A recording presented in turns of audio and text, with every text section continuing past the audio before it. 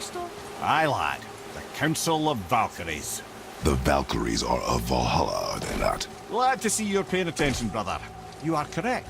Valhalla, the great hall of the Einherjar, is their home within Asgard. While there, they are subject to the scrutiny of the All-Father himself.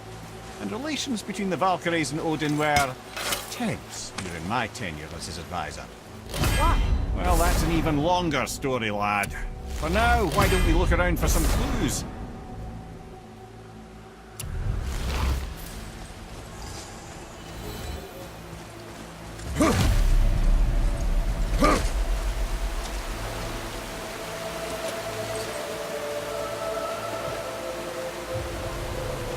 Whoa, you're back.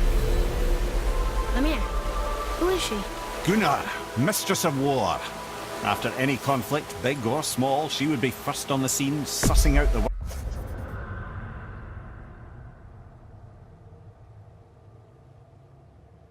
worthy spirits for a free trip to Valhalla.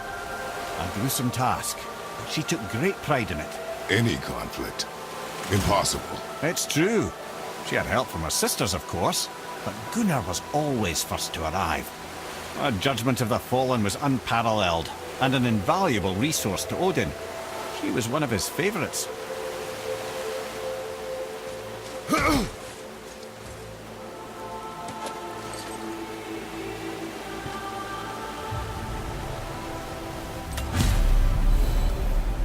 Ah, Gondul.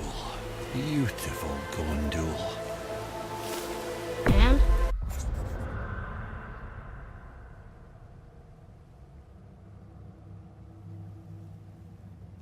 Huh? That's it? Beautiful Gondul? No story or anything? Oh, sorry, lad. The sight of Gondul always took my breath away. Gondul had a silver tongue, a sharp wit, and struck a figure so stunning it literally drove men insane. Odin forbid her from setting foot in Midgard after a time, as insanity is not a welcome trait in Valhalla.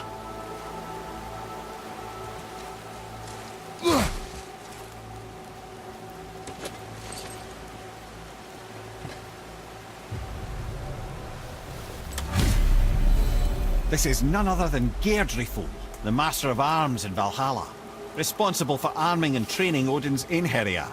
His what? His army come Ragnarok. The entire reason Valhalla exists, you see. The Einherjar wait in the Great Hall endlessly, feasting, drinking and fornicating themselves silly. Once Ragnarok begins, Odin calls them into service to fight on his behalf. Geirdriful had her hands full training that lot.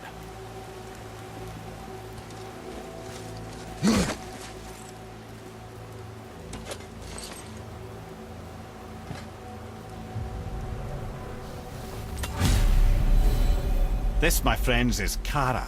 Now, Valkyries are volatile by nature, but Kara, the lass is wild storm personified.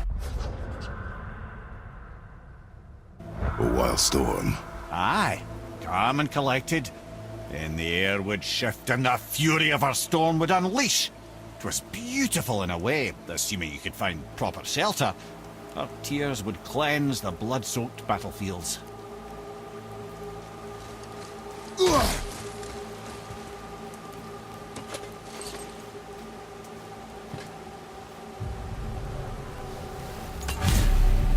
This is Rota, a chooser of the slain.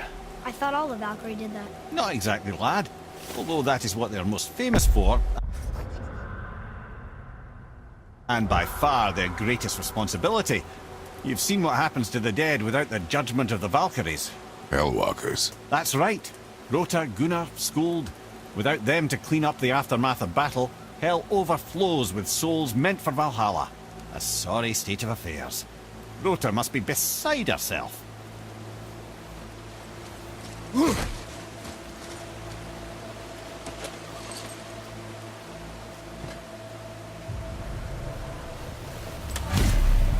Ah, here we have Air, the healer.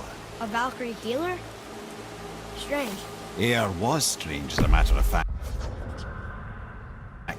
Very quiet, very calm. Where her sisters were violent rapids, Air was a gentle stream.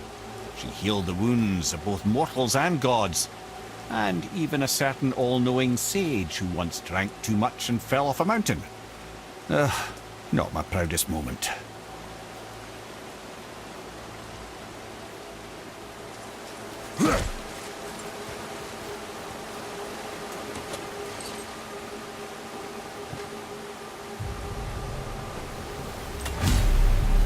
Well, well, Hilda, mistress of battle. She and Odin got on quite well, actually. Her and the other Valkyries, not so much. She would spend most of her time here in Midgard observing discord between the living, and sewing some up herself from time to time. She lived for conflict. Some say she was conflict personified. I wonder what will become of her now that she's free.